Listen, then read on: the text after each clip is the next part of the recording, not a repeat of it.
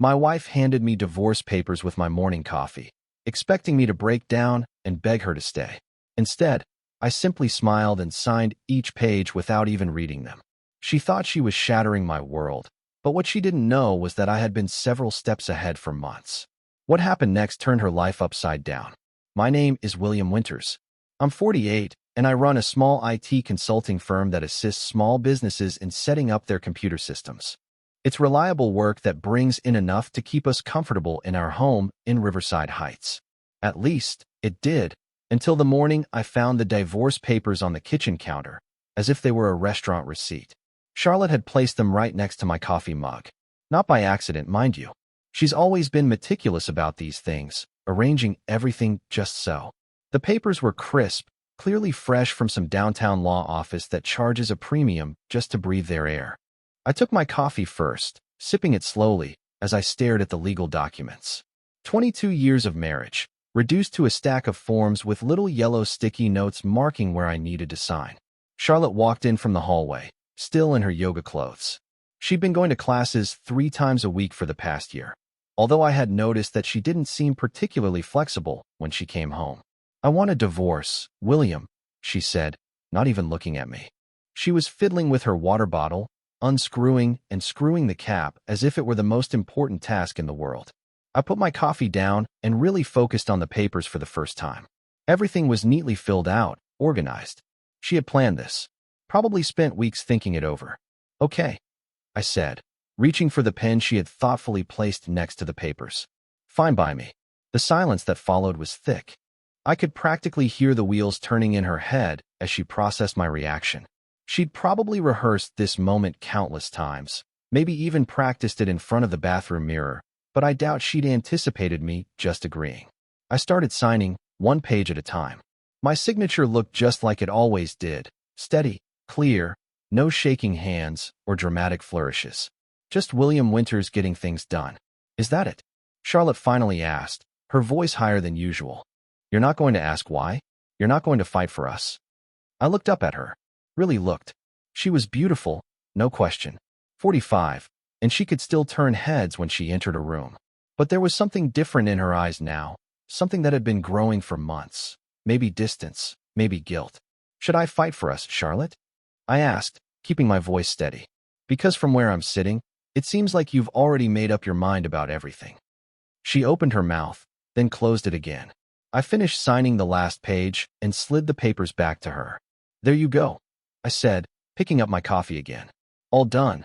Charlotte stood there for another moment, maybe waiting for me to break down or beg her to reconsider. When that didn't happen, she gathered up the papers and left the kitchen without a word. I sat there, drinking my coffee, listening to her footsteps echo through the house, and realized that I felt lighter, like I had just put down a burden I didn't even know I was carrying. The truth is, I had been collecting evidence for months without even realizing it. Not because I was trying to build a case against Charlotte, but because, when you work in IT, you start to notice patterns. Data doesn't lie, and neither do credit card statements. It all started with small things. Charlotte had always been predictable with money, groceries on Tuesdays, gas on weekends, and her monthly hair appointment on the first Friday. But about 6 months ago, new charges started showing up. Expensive lunches at restaurants I'd never heard of. Hotel bookings in our own city. Why would anyone need a hotel room 20 minutes from home? Then there was the perfume. Charlotte had worn the same scent for years, something light and floral she bought at Nordstrom. But lately, when she came back from her book club meetings, there was something different about her fragrance. Heavier, more exotic. The kind of scent that clings to your clothes after you've been somewhere you shouldn't be. The biggest red flag was her phone behavior. Charlotte used to leave her phone everywhere. On the kitchen counter, the coffee table, the bathroom sink. Now, it was glued to her hand, face down every time she set it down. She even took it with her to the bathroom every single time. But the real kicker was her car's GPS history. Last month, I helped her update the navigation system when it started glitching. While I was clearing the memory, I noticed addresses that didn't match her usual routine, places Charlotte had never mentioned. A downtown apartment complex, a wine bar in the business district, locations she'd never brought up. I didn't confront her about any of it. What was the point? If someone wants to leave, they're going to leave, no matter what you say or do. And honestly, Part of me was curious to see how long she'd keep up the charade. The morning Charlotte handed me those divorce papers, I felt something like relief. Not because I wanted our marriage to end, but because the pretending was finally over. No more questioning if I was imagining things. No more doubting myself every time she came home with stories that didn't quite make sense. Charlotte was upstairs now, probably on the phone with her lawyer to confirm that the papers had been signed. I could hear her voice through the ceiling, excited and animated in a way she hadn't sounded around me in months. I finished my coffee and opened my laptop again. My clients depended on me to manage their portfolios, and the market doesn't care about personal drama. Besides, staying busy would help keep my mind off the fact that my wife of 22 years had just walked out of my life as casually as if she were leaving a grocery store. Funny thing about endings, sometimes they feel more like fresh starts. 3 days after Charlotte got the signed papers, she gathered her crisis management team at Bella Vista, that overpriced brunch spot downtown, where they charge $15 for avocado toast and call it artisanal. I knew about the meeting because Paige Barrett posted a photo of their mimosa tower on Instagram with the caption, "Supporting my girl through tough times." Paige had been Charlotte's closest friend since college. I'd never understood why. She was the kind of woman who collected other people's drama the way some collect vintage wine. Always stirring things up, always ready with advice that somehow made everything worse. The group also included Rachel Stone, who'd been divorced twice and treated it like a competitive sport, and Michelle Harper, whose main qualification for giving relationship advice was that she'd been married to the same guy for 15 years, even though she clearly despised him. I learned all about their conversation because Rachel, bless her heart, had a few too many mimosas and called me later that evening. Rachel had always liked me more than Charlotte, probably because I'd helped her navigate her second divorce settlement without charging my usual consulting fee. "William," Rachel asked when I answered, her words slightly slurred. "I just wanted you to know that your wife is completely delusional." "How so?" I asked, genuinely curious. "She's sitting there telling us how you just signed the papers without a fight, like you didn't care about 22 years of marriage," Rachel explained. "She's making you out to be this cold, heartless man who threw it all away without even asking why." I leaned back in my chair, smiling despite myself. "And what did you ladies think about that?" "Well, Paige and Michelle were eating it up, making all the right sympathetic noises," Rachel said. "But I've known you for 8 years, William. You're not cold. You're smart. And if you didn't fight for that marriage, it's because you already knew it wasn't worth fighting for." Rachel was sharper than people gave her credit for. "What else did Charlotte say?" "Oh, she's got this whole narrative worked out," Rachel continued. "Poor abandoned wife, cruel husband who wouldn't even discuss things. She's milking it for everything it's worth." But here's the thing. When Paige asked if she was sad about losing you, Charlotte couldn't give a straight answer. She kept talking about moving forward and new chapters like she was reading from a self-help book. After I hung up with Rachel, I sat in my home office for a while, thinking Charlotte was doing exactly what I'd expected, playing the victim, controlling the narrative. But there was something satisfying about knowing that at least one person saw through the performance. The truth is, I wasn't angry about Charlotte's version of events. If she needed to paint me as the villain to make herself feel better about cheating, that was her business. I had bigger things to focus on than managing other people's opinions of me. In the next 2 weeks, I moved through the house like a surgeon, methodically removing everything that belonged to me while leaving Charlotte's world completely intact. I wasn't being cruel. I was being practical. Clean breaks heal faster than messy ones. I started with my home office, carefully packing my computer equipment, client files, and a framed photo of my parents that had sat on my desk for 10 years. Charlotte walked by a few times while I was working, but she never said anything. She just watched me dismantle my space with the same clinical detachment I had shown when signing her papers. Next, I tackled my clothes. 22 years of marriage accumulates a lot of clothing, but I only took what I'd bought for myself or what I truly cared about. The expensive suit Charlotte had picked out for important occasions stayed in the closet. If she wanted to remember me by my fabric choices, she was welcome to keep those reminders. The hardest part was deciding what to do about the things we had shared. The leather couch we bought for our 5th anniversary. The dining room set from her parents. The coffee maker that had served us breakfast every morning for 3 years. All of it stayed. I wasn't interested in fighting over furniture or splitting up kitchen appliances like we were roommates moving out of a dorm. But I had to take a few things that mattered. The toolbox my father had given me when I bought my first house. The signed baseball from when I took a client to a Cardinals game and caught a foul ball. The small wooden box where I kept cufflinks, and the watch Charlotte had given me for our 10th anniversary. Back when gifts between us still had meaning. The process took exactly 12 days. Each evening, I'd load another box into my truck and drive it to the storage unit I'd rented across town. Charlotte never asked where I was taking things or if I needed help. She just went on with her routine, gym, book club, and mysterious phone calls taken behind closed doors.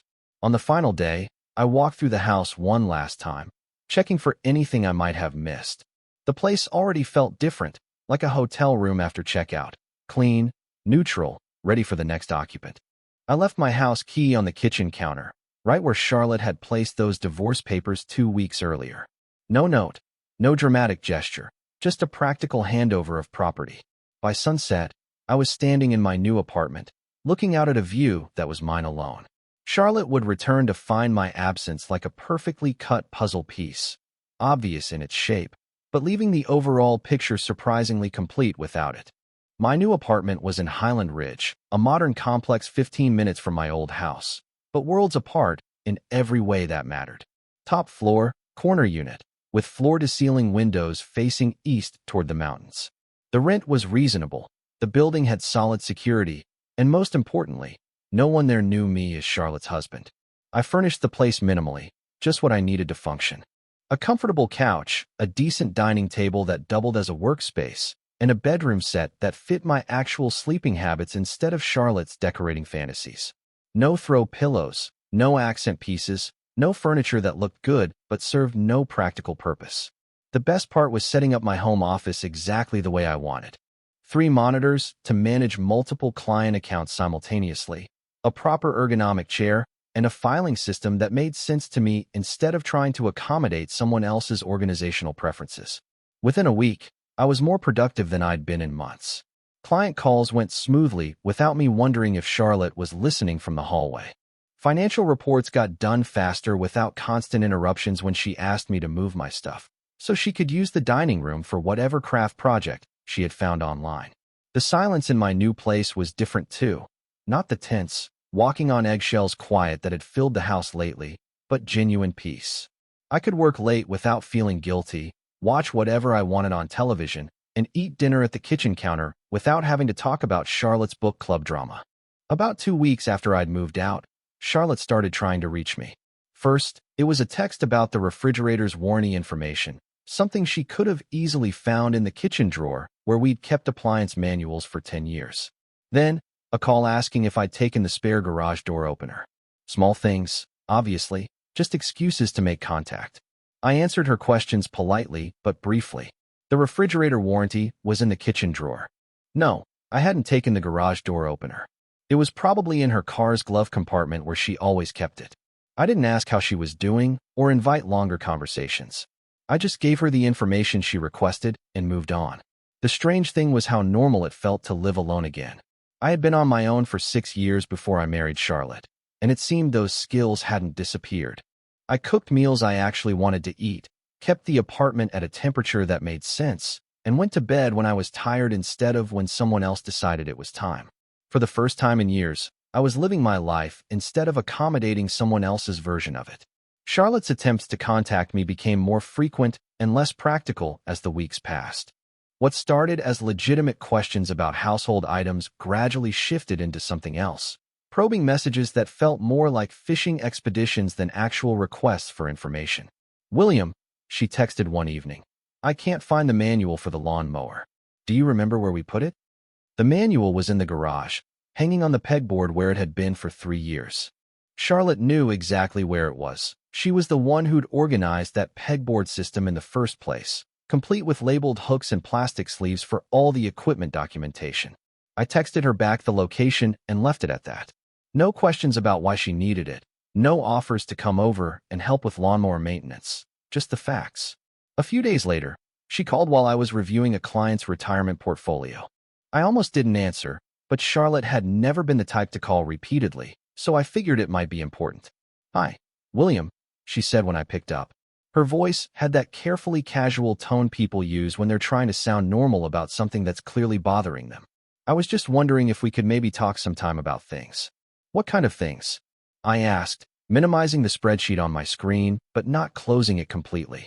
Well, I feel like this whole divorce situation happened so fast, Charlotte said. I mean, we were married for 22 years. Don't you think we owe it to ourselves to at least discuss what went wrong? I leaned back in my chair, looking out at the mountains in the distance. Charlotte, you handed me divorce papers that were already filled out. You'd obviously thought about this for a while before that morning.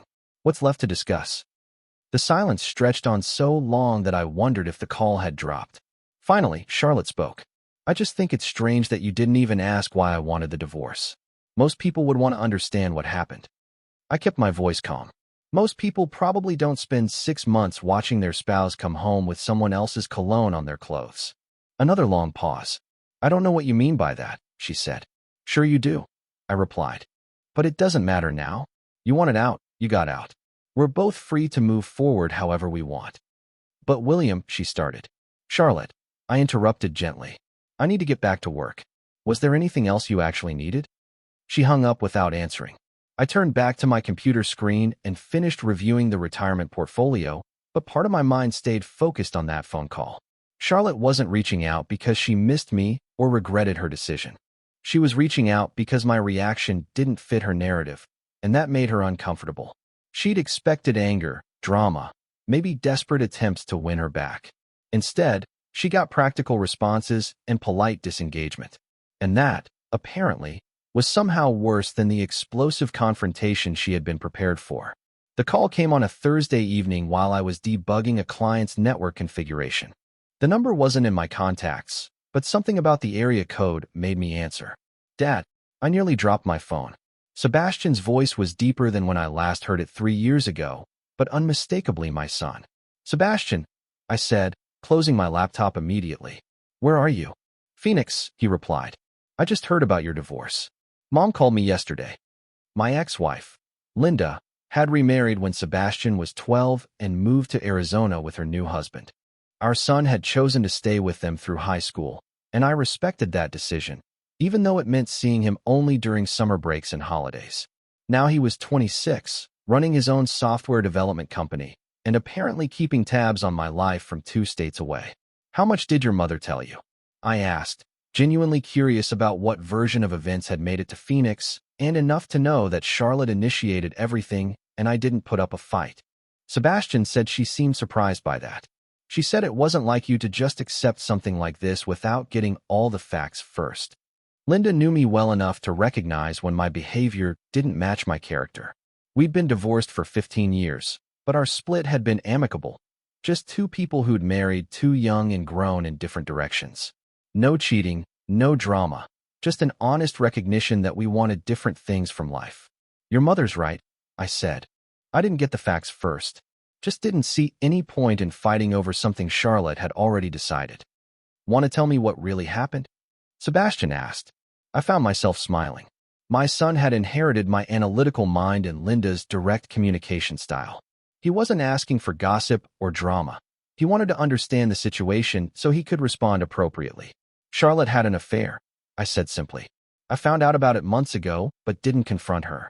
When she asked for the divorce, I figured it was easier to let her think she was in control of the narrative.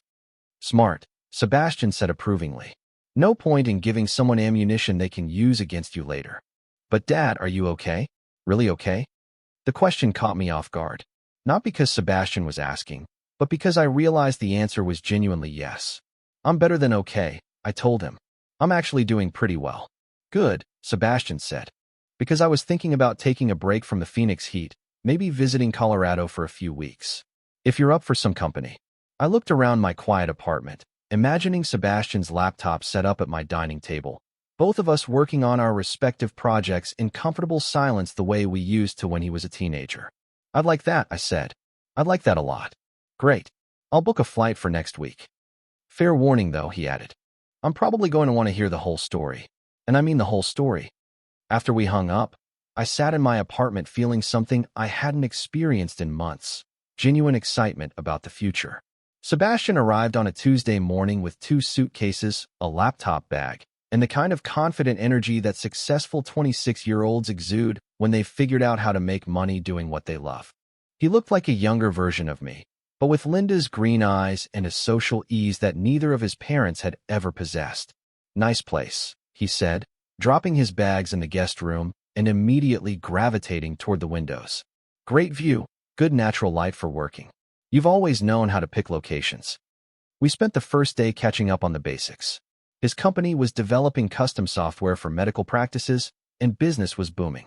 He'd bought a house in Scottsdale, was dating a nurse named Katie, who sounded suspiciously perfect from his descriptions, and had started investing in real estate with the confidence of someone who'd never experienced a major market crash. That evening, over dinner at a downtown steakhouse, Sebastian finally asked the question I'd been expecting. "So tell me about Charlotte," he said, cutting into his ribeye with surgical precision.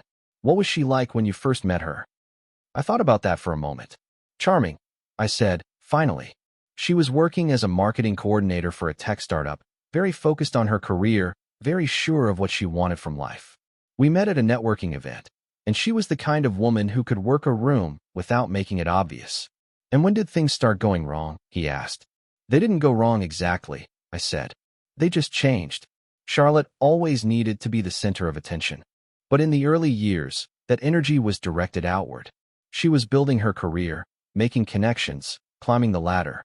But after she hit a certain level of success, that need for attention turned inward. Our marriage became another project for her to manage. Sebastian nodded thoughtfully. "And the affair started about 6 months ago with a guy named Derek Walsh. Personal trainer, 28 years old. Exactly the kind of person Charlotte would choose if she wanted to feel young and desired again." "Did you ever think about confronting her directly?" he asked. I shook my head. What would have been the point? If someone wants to cheat, they're going to cheat. If someone wants to leave, they're going to leave. Fighting about it just gives them more ammunition to use against you later. Sebastian leaned back in his chair, studying me with those analytical green eyes. "You know what's interesting, Dad? You're handling this divorce better than Mom handled yours. And that one was mutual." He was right. Linda and I had spent months in counseling trying to figure out how to untangle 15 years of shared life without destroying each other in the process. This felt cleaner somehow. Maybe because I'd seen it coming. Maybe I learned something from the first time around, I said. Or maybe, Sebastian suggested, Charlotte just wasn't worth the kind of fight Mom was. That observation hung in the air between us, and I realized my son had just summarized something I'd been feeling but hadn't been able to articulate. Some relationships are worth fighting for, and some aren't. The trick is knowing the difference. It was raining the kind of steady, persistent rain that makes you question why anyone chooses to live in Colorado when Sebastian and I were just finishing dinner. We'd ordered Italian takeout and were discussing his plans to expand his software company when the building's front desk called. "Mr. Winters," the security guard said, "there's a woman here asking to see you.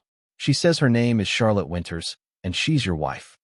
I glanced at Sebastian, who raised an eyebrow but said nothing. "Let her come up," I told the guard. "You want me to disappear for a while?" Sebastian asked, already knowing the answer. "Actually, no," I said, clearing our dinner containers from the coffee table. "Stay right where you are. I have a feeling this conversation might benefit from a witness." 5 minutes later, Charlotte knocked on my door. When I opened it, she looked like she'd been caught in the rain for longer than the elevator ride suggested. Her hair was damp, her makeup slightly smudged, and she was wearing the kind of expensive casual clothes that were supposed to look effortless, but probably cost more than most people's mortgage payments. "William," she said, stepping into my apartment without waiting for an invitation. "We need to talk." She stopped short when she saw Sebastian sitting on my couch, laptop open, looking completely at home. For a moment, her composure slipped, and I saw genuine confusion in her eyes. "Charlotte," I said calmly. "This is my son, Sebastian. Sebastian, this is Charlotte." Sebastian stood up and extended his hand with the kind of polite professionalism he'd learned in business meetings. "Nice to meet you, Charlotte. Dad's told me a lot about you." Charlotte shook his hand automatically, but I could see her mind racing. In all our years of marriage, Sebastian had visited maybe 3 times. Always briefly, always during holidays when Charlotte was too busy with her own family obligations to pay much attention to him. I didn't know you were visiting, Charlotte said, still trying to process Sebastian's presence. I decided to take some time off from Phoenix, Sebastian replied easily. Spend some quality time with my father during his transition. The way he said transition made it clear he knew exactly what kind of transition we were discussing. Charlotte's eyes darted between Sebastian and me, probably calculating how much he knew about our situation. William, she said, turning back to me. I really think we should talk privately. Whatever you need to say, you can say in front of Sebastian, I replied, settling into my chair. He's family. Charlotte stood there for a moment, clearly thrown off script. She'd probably rehearsed this conversation, maybe even practiced it in her car before coming up. But whatever she had planned hadn't included an audience, especially not an audience who understood exactly why our marriage had ended. I froze when I saw who you were having dinner with, Charlotte said finally, her voice smaller than usual. I mean, I didn't expect this. I thought you'd be alone. Sebastian closed his laptop and looked between us with the kind of alert attention he usually reserved for debugging complex code problems. Why would you expect me to be alone? I asked, genuinely curious about her reasoning. Charlotte's mouth opened, then closed. Whatever answer she'd prepared obviously didn't work with Sebastian sitting 3 feet away, taking in every word. Charlotte stood in my living room for almost a full minute, clearly struggling to recalibrate her approach. She'd obviously come here expecting to find me isolated, maybe depressed, certainly willing to engage in whatever drama she had scripted for this moment. Instead, she'd walked into a scene that looked suspiciously like contentment. I don't understand how you can just move on like this, she said finally, gesturing vaguely at my apartment, at Sebastian, at the life I'd built without her. 22 years, William, don't they mean anything to you? Sebastian shifted slightly on the couch, and I caught his eye. There was something in his expression, not judgment exactly, but evaluation. He was watching Charlotte the same way he'd analyze a software problem, looking for the logic behind her statements. They meant everything to me, I said quietly, right up until you decided they didn't mean anything to you. That's not fair, Charlotte protested. You don't know what I was going through. You don't know how lonely I felt, how disconnected we'd become. You're right, I agreed. I don't know those things, because you never told me. Instead, you told Derek Walsh. The name hit Charlotte like a physical blow. Her face went pale, and she took a step back. How did you? She started. Hotel charges on your credit card, I said simply. Phone records. GPS history from your car. Charlotte, I work in IT. Digital footprints are kind of my specialty. Sebastian made a small sound that might have been approval. Charlotte looked between us again, probably realizing for the first time that she'd been outmaneuvered from the beginning. So you knew? She whispered. This whole time you knew? I knew, I confirmed. And I also knew that confronting you about it would just create more drama without changing anything. You'd already decided what you wanted. I just made it easier for you to get it. Charlotte sat down heavily in the chair across from me like her legs had suddenly stopped working properly. I thought. She paused, her voice breaking. I thought you'd fight for us. I thought you'd at least try to save our marriage. Why would I fight to keep someone who didn't want to be kept? I asked. That's not love, Charlotte. That's desperation. Sebastian closed his laptop completely now, giving the conversation his full attention. I could see him processing everything. Not just the words, but the dynamics, the way Charlotte had expected one response and gotten something completely different. I made a mistake, Charlotte said, tears starting to form in her eyes. Derek and I, it's over. It was never really anything serious. I got confused. I'm sorry it didn't work out, I said, and I meant it.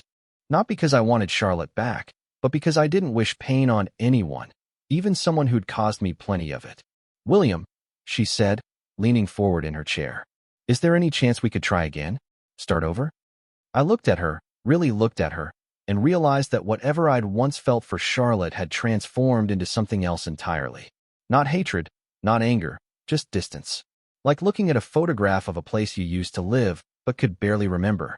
No, I said gently. There isn't. Charlotte sat there for another moment, then stood up slowly. I should go.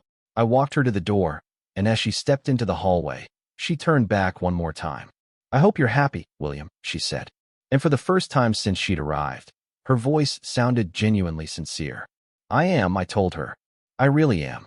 After she left, Sebastian and I sat in comfortable silence for a while. Finally, he opened his laptop again and said, "Well, that was educational. What did you think?" I asked. "I think," Sebastian said, typing something into his computer, "you handled that exactly right, and I think you're going to be just fine without her." Looking around my apartment, and my son working on his laptop, at the life I'd built for myself, at the peace I'd found in my own space, I realized he was absolutely right.